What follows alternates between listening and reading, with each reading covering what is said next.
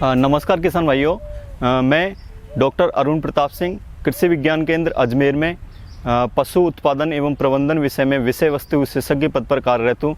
आज मैं आप लोगों को वर्षभर हरा चारा उत्पन्न करने की तरीके के बारे में थोड़ा जानकारी प्रदान करूंगा। किसान भाइयों, मैं आपको बताना चाहता हूं कि आजकल जो हमारे अपने पशु होते हैं उनमें सर्वाधिक जो हमारी समस्या होती है वो उनके प्रजनन क्षमता से संबंधित होती है।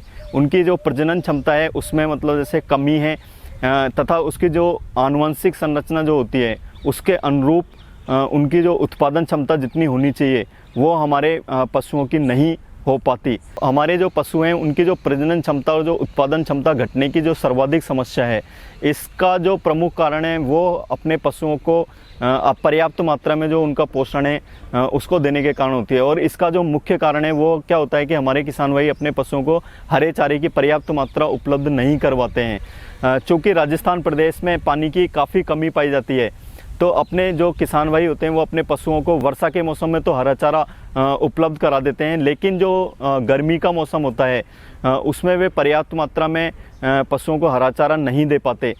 इस कारण इनके जो पशु होते हैं वो केवल सूखे चारे पर और दाने पर वो अपने पशुओं को पालते हैं।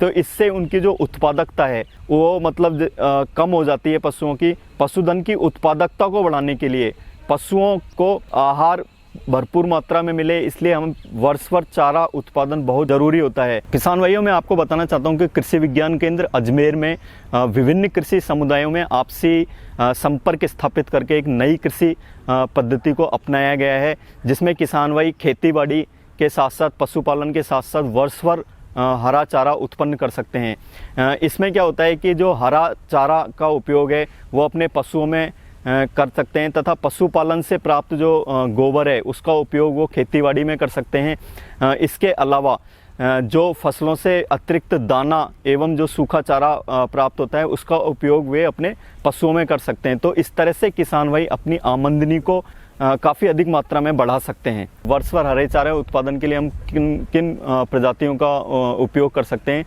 तो इसमें हम अंजन और धामन घास होती है, इनकी जो औसत हरा चारा उत्पन्न करने की जो इनकी क्षमता होती है वो लगभग 25 से 35 टन प्रति हेक्टेयर की होती है। तो इनका घासों का उपयोग भी आप कर सकते हैं।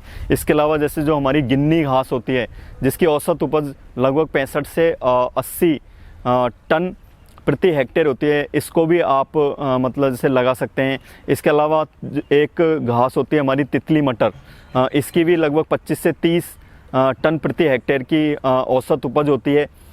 इसके अलावा 3 किस्मों का संकर बाजरा घास होती है, इसकी औसत उपज होती है लगभग हमारी 50 से 65 टन प्रति हेक्टेयर की। इसको भी आप अपने हरे चारे के रूप में लगा सकते हैं। या फिर हमारी एक संकर नेपियर बाजरा घास होती है, इसकी जो उपज होती है वो प्रतिवर्ष लगभग 150 से 200 टन प्रति हेक्टेयर की उपज होती है। इसका उपयोग भी हम हरे चारे के रूप में कर सकते हैं। इसके अलावा हमारी एक नेपियर घास होती है, इसको आप मतलब उगाकर वर्षभर हरा चारा उत्पन्न कर सकते हैं। इसकी जो औसत उपज होती है प्रतिवर्ष की वो लगभग 125 से लगभग 150 टन प्रति हेक्टेयर तक बैठती है।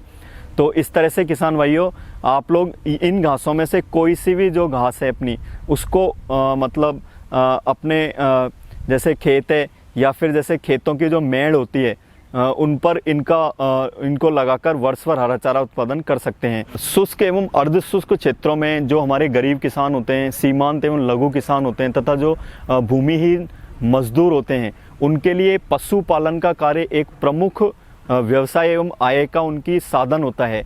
अतः जो उनके जो दुधारू पशु हैं उनमें भोजन में हरा चारा एक महत्वपूर्ण भूमिका अदा करता है। इससे क्या होता है, उनके जो दुधारू पशु हैं उनका स्वास्थ्य एवं दुग्ध उत्पादन की जो उनकी क्षमता होती है वो काफ़ी मात्रा में बढ़ जाती है।